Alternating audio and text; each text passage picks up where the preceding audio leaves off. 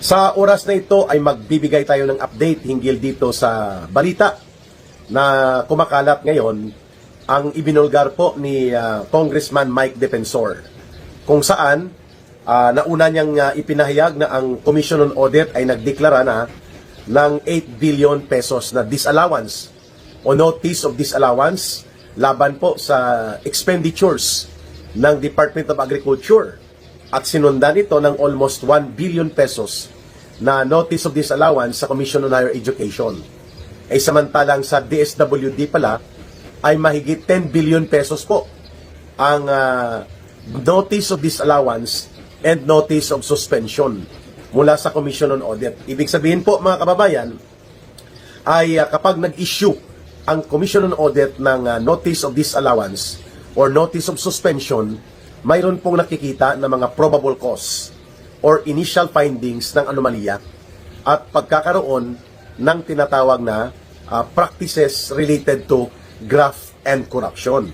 Hindi pa natin sinasabi conclusively na ito na nga ay pangungurakot, pero kung ganun po kalaki ang notice of disallowance laban sa mga pundo na ginagamit ng mga ahensya ng gobyerno, mantakin po ninyo and this is about last year lang po ito na audit report or tungkol ito sa paggamit ng budget noong 2025. Ang Commission on Audit ay naglabas na una na, according to the initial revelations ni Congressman Mike Defensor, ng 8 billion pesos notice of disallowance.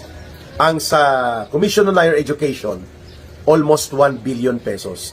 At ngayon, ito po sa DSWD ay umabot na rin po ng mahigit 10 billion pesos. Wow! Ang lahat halos ng mga ahensya ng gobyerno sa ilalim ni Marcos ay tuloy-tuloy po ang pagbubunyag ng katiwalian o ng mga anomalya, at ito ay tumutugma naman din sa pangyayari na nasasangkot din ang gobyerno ni Marcos sa malala at malaganap na pandarambong at pangungurakot sa kaban ng bayan.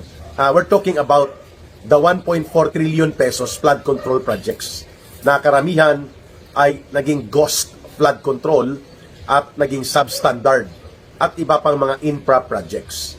Kaya hindi nakakapagtaka itong expose din ni former Congressman Mike Defensor ay nagpapakita kung gaano po kalawak ang mga kabulukan at practice ng pangungurakot na nagaganap sa halos lahat ng sangay ng burokrasya ni Ginoong Marcos.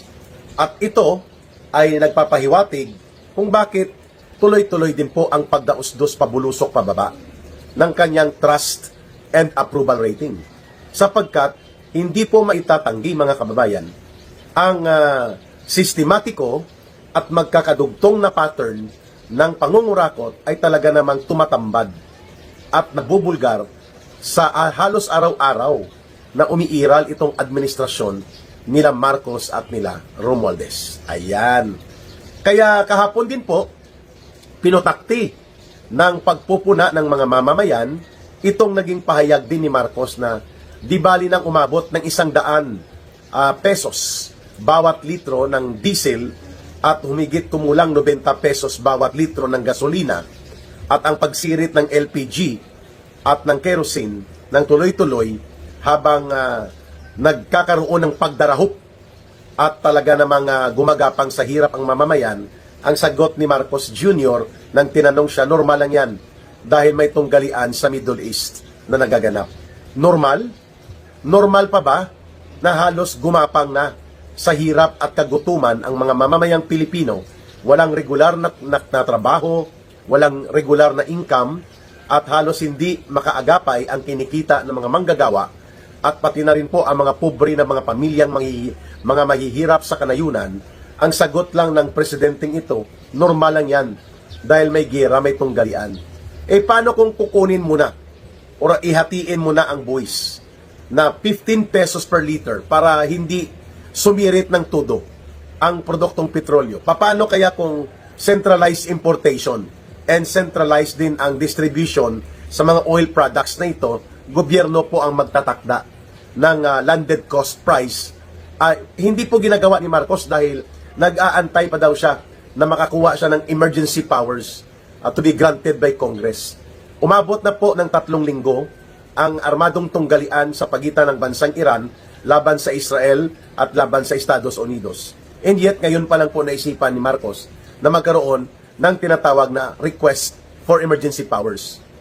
Kaliwat kanan na po ang problema ng mga mamamayan at paano po pag lumawak po sa rehiyon ng Middle East ang ganitong uri ng mga tunggalian na pwedeng mag-dislocate at magkaroon ng matinding epekto sa kabuhayan at trabaho ng ating mga kababayan na umaabot mahigit 2 milyong mga Pilipino po ang nagtatrabaho o nabubuhay doon sa Middle East region.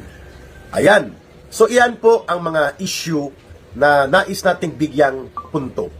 Halimbawa, instead na nagbigay ng ayuda itong DSWD na 30 billion pesos para sa mga local government units, sa mga alkalde sa paligid ng Metro Manila, bakit hindi na lang ito ginamit upang emergency support para po sa subsidy ng mga transport groups upang hindi magtaas ng kanilang pasahe, pero bibigyan po sila ng fuel subsidy ng gobyerno. Di po ba, malaking bagay itong 30 billion pesos na gagamitin na panunuhol ni Marcos sa mga local government units sa Metro Manila. Samantala pong pinigilan po ni Marcos Jr. kahapon ang pagtaas ng mga pasahe. Akala niya ay bidang-bida siya sa mga commuters. Pero ang epekto po niyan, marami ang titigil na sa pamamasada kung hindi na po kakayanin ng kita nila ang kanilang pamamasada dahil ang halos lahat ng kikitain nila sa lansangan ay mapupunta na lamang sa pagbayad nila ng produktong petrolyo sa mga gasoline or mga petrol stations, mga kababayan. Talagang hindi nag-iisip si Marcos, no? Normal lang po daw yan. Hindi po normal ito na ang mga mamamayang Pilipino, 3 milyon halos ang nawala ng trabaho in the first quarter of 2026. So out of the more than 14 million labor force, 3 milyon po ang natanggal o nawala ng trabaho. Halos sa loob lamang ng unang quarter nitong taong 2026. At ito nga, mga kababayan, binubulgar pa ng report ng Commission on Audit na napakalaki po ng mga pera na nagastos o nawaldas sa ahensya po ng Department of Agriculture, sa Commission on Higher Education, at ngayon na naman ay DSWD. Pare-pareho pong may mga notice of disallowances, may notice of suspension mula sa Commission on Audit. Ang sagot lang ni Marcos, normal lang po yan, mga kababayan.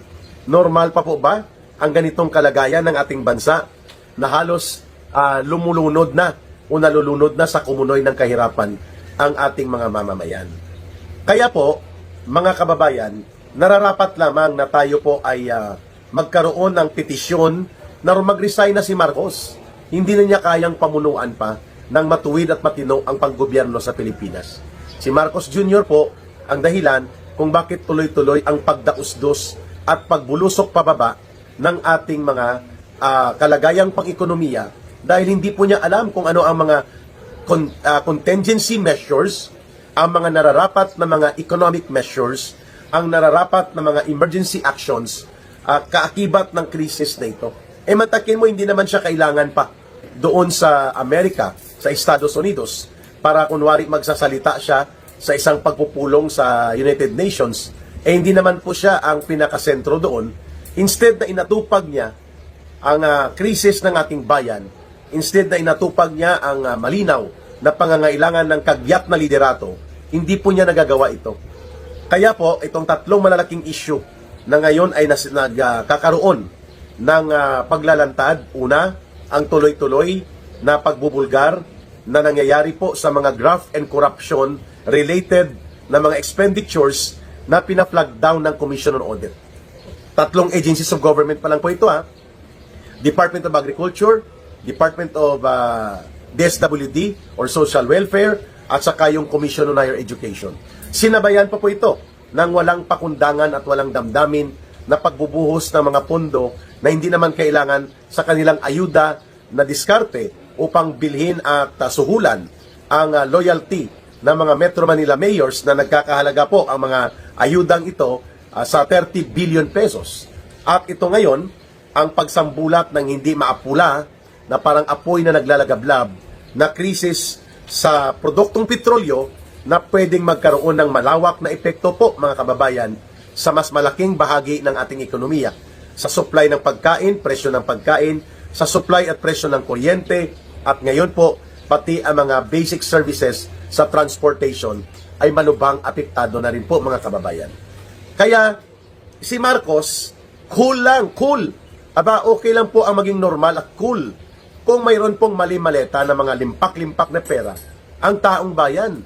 Kagaya po ng sindikato na mga miyembro na pinamumuno ang sindikato nila Marcos at nila Romualdez. Okay lang po na maging okay ka at okay lang na ikaw ay maging normal ang reaksyon mo sa pagsirit ng presyo ng produktong petrolyo na umaabot na halos sa 100 pesos bawat litro kung ikaw ay may natatanggap na mali-maleta na mga diniliber sa'yo mula sa pinagnakawan at dinurubuhan ng mga partida nila sa sindikato ng pangungulimbat nila Marcos at nila Romualdez, no, mga kababayan. Pero ang milyong-milyong mga Pilipino ay hindi po okay. Ang milyong-milyong mga kababayan natin ay hindi po nagkakaroon ng anumang kakayanan na umagapay at humarap sa malalim na krisis na ito na kinakaharap ng ating mga kababayan. Bakit? Sapagkat simula po nang umupo si Marcos bilang presidente, tuloy-tuloy po ang pagdausdos ng kalagayang pang-ekonomiya ng ating bansa. At walang ibang pwedeng sisihin dyan kundi ang kanyang administrasyon. Sapagkat pinangunahan nila ang paglaganap ng mga pangungurakot at pandarambong that indeed, ito ngayon ay isang world record na ang kanyang ginawa at ng kanyang pinsan. The greatest robbery of the government by the government itself. Ang pinakamalaking pandarambong at pagnanakaw na ginawa ng gobyerno sa sariling gobyerno mismo ay nangyari sa ilalim po ni Ginoong Marcos.